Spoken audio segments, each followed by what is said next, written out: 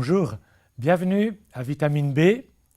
Un quart d'heure avec la Bible et aussi avec un invité. Aujourd'hui, nous avons avec nous le docteur Mamadou Karambiri qui nous vient du Burkina Faso où avec son épouse Marie-Sophie, ils ont fondé le Centre international d'évangélisation, un ministère itinérant dans bien des nations, en Suisse, en France, en francophonie et dans tous les continents du monde. Bonjour Mamadou, content Bonjour, bien appelé frère. Merci, content de t'avoir avec nous. Un très, très beau texte aujourd'hui. Oui. Un texte, tu as beaucoup de choses à nous dire, je crois. Un paralytique guéri dans Marc, chapitre 2, les 12 premiers versets. Je vous lis le texte. Quelques jours après, Jésus revint à Capernaum. On apprit qu'il était à la maison. Et il s'assembla un si grand nombre de personnes qu'il n'y avait plus de place, même devant la porte. Il leur annonçait la parole. On vint lui amener un paralytique porté par 4 hommes. Comme ils ne pouvaient le lui présenter à cause de la foule, ils découvrirent le toit au-dessus de l'endroit où se tenait Jésus. Et ils descendirent par cette ouverture le lit sur lequel le paralytique était couché. Jésus, voyant leur foi, dit au paralytique, « Mon enfant, tes péchés te sont pardonnés. » Il y avait là quelques scribes qui étaient assis et qui raisonnaient en eux-mêmes. « Comment celui-là parle-t-il ainsi ? Il blasphème. Qui peut pardonner les péchés si ce n'est Dieu seul ?» Jésus connut aussitôt par son esprit leur raisonnement intérieur et leur dit « Pourquoi faites-vous de tels raisonnements dans vos cœurs ? Qu'est-ce qui est plus facile de dire au paralytique « Tes péchés sont pardonnés » ou dire « Lève-toi, prends ton lit et marche ». Or, afin que vous sachiez que le Fils de l'homme a sur la terre le pouvoir de pardonner les péchés, je te l'ordonne, dit-il au paralytique, lève-toi, prends ton lit, va dans ta maison.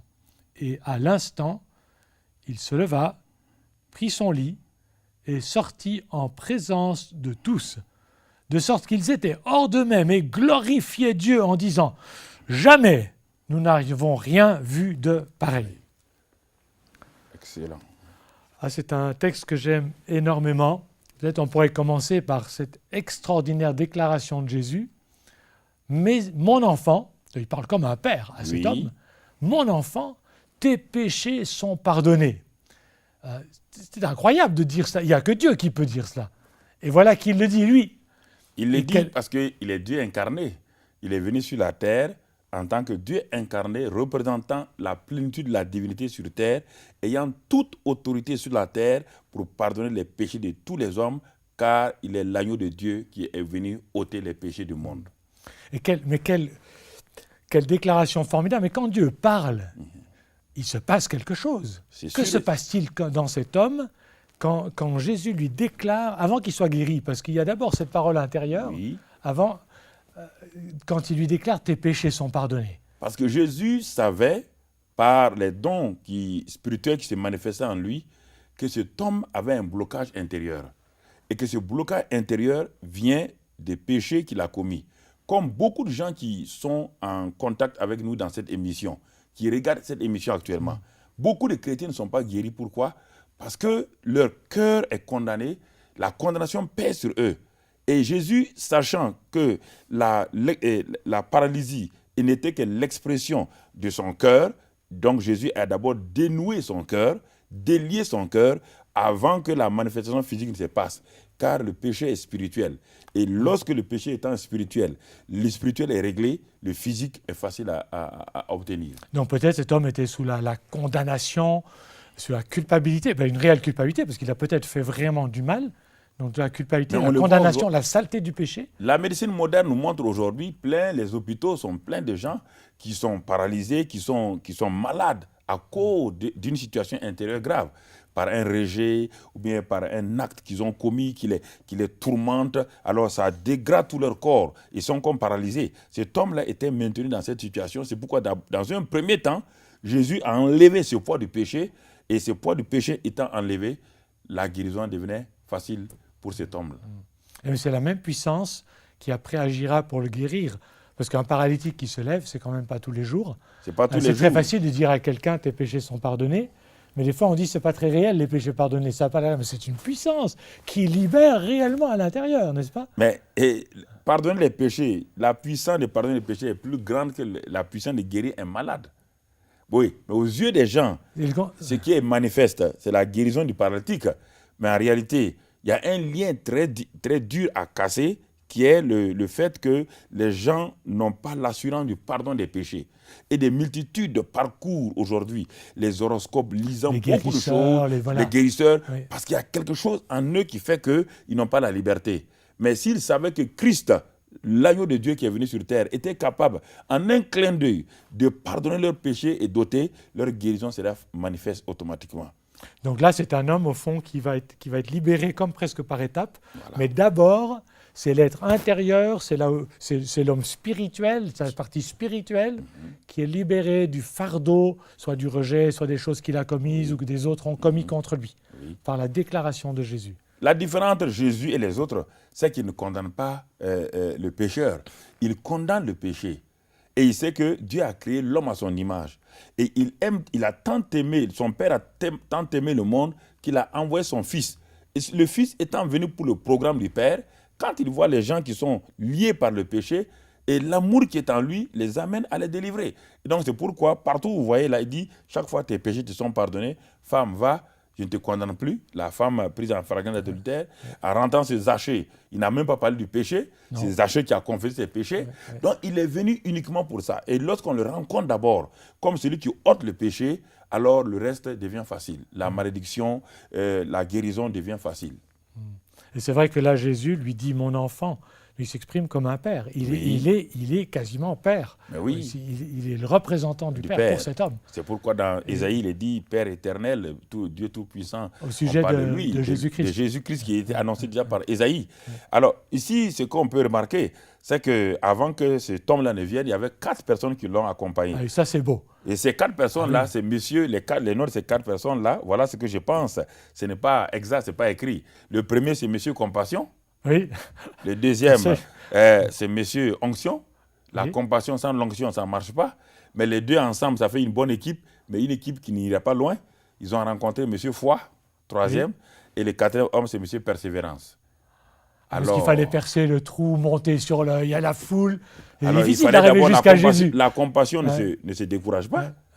Et lorsque l'onction est là, l'onction va aider la compassion à aller de l'avant. La foi va permettre de poser un acte précis et la persévérance va jusqu'au bout. Va jusqu'au bout.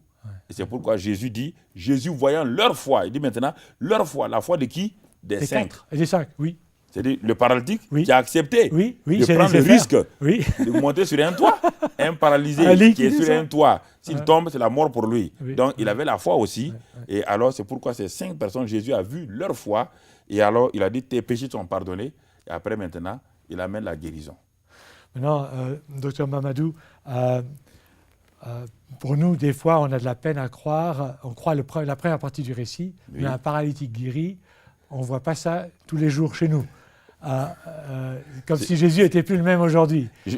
Jésus est le même hier, aujourd'hui, éternellement. Et lorsque je vais dans plusieurs nations africaines, plusieurs fois on amène des paralytiques devant nous. Mais si vous regardez humainement, votre raison va vous dire, vous êtes fou de demander à cet homme dont les nerfs sont atrophiés, dont les pieds sont tordus, qu'une simple parole peut le faire lever. C'est la même chose pour ça, pour les aveugles. C'est la même chose pour les sourds-muets. Alors, en tant qu'intellectuel, dans un premier temps, j'avais des problèmes. Mais lorsqu'au fur et à mesure, j'ai regardé la parole de Dieu, alors la première fois que je me suis tenu devant ces genres de personnes, j'ai regardé simplement le Saint-Esprit qui est en moi. Et j'ai proclamé la parole et j'ai vu la personne se tenir debout. J'ai vu les yeux aveugles s'ouvrir. J'ai vu les oreilles entendre et qui ne sont pas des chrétiens, qui étaient des enfants de musulmans, qui étaient des enfants des Hajj, des gens qui ont fait la Mecque, qui étaient là devant nous, qui ont été filmés et qui étaient là, qui recevaient la guérison. Et cela nous a donné le courage d'aller de nation en nation, prêcher que Jésus-Christ est le même. Et on le voit agir régulièrement dans nos campagnes d'évangélisation que nous faisons en dehors des 4 murs de l'église, car il faut aller, Jésus a dit d'aller et nous allons sur le champ et il a dit que son esprit va accompagner la prédication de la parole. Les guérisons sont donc aussi des signes pour les non-chrétiens. Les guérisons sont un signe. Et regardez comment les foules accompagnent Jésus-Christ lorsqu'il s'agissait de guérison.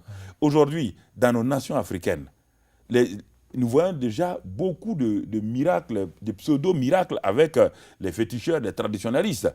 Alors, comme Philippe en Samarie, il y avait déjà un homme qui était en train de, appelé Simon le magicien, qui avait tenu tout en haleine, toute cette ville-là. Ouais. Mais quand Philippe est venu avec le nom de Jésus et le royaume des cieux, et qu'il a démontré devant tout le monde la supériorité du royaume des cieux par rapport aux actes magiques de Simon, toute la ville est venue, et même Simon le magicien était convaincu. Oui. Les miracles et les signes sont un signe aujourd'hui de l'amour de Dieu. C'est le petit pain que Dieu donne aux gens qui ont faim et soif pour les attirer à lui.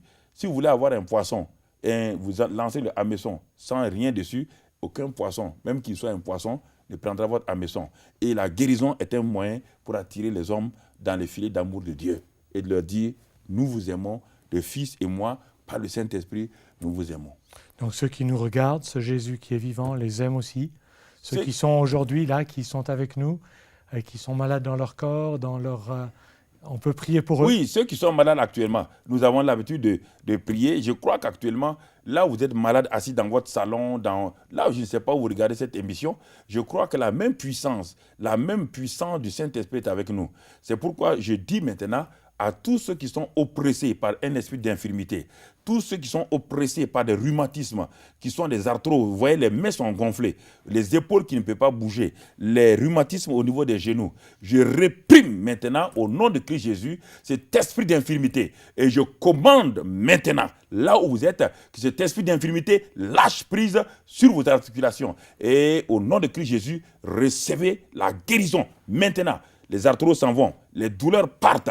Regardez bien, regardez attentivement la douleur lombaire, la douleur cervicale s'en va. Recevez maintenant l'attouchement de la main de Dieu, car il vous pardonne, il vous aime et il vous guérit parce que sa grâce et son amour sont suffisants pour vous. Que Dieu vous bénisse. Merci beaucoup pour ce témoignage et cette parole de foi. Oui. Et puis, j'espère te rencontrer encore une fois bientôt sur ce plateau. Oui, merci. Et je crois, moi, c'est un plaisir pour moi de partager la parole de Dieu avec toi et de communiquer avec ces excellents hommes et femmes qui nous regardent, qui suivent cette émission, qui est vraiment vitamine B pour leur corps. Merci bien. Vitamine B, effectivement, santé pour l'homme intérieur, santé pour le corps, surtout par le nom de Jésus qui est vivant. À tout bientôt. Merci d'avoir été avec nous. Au revoir.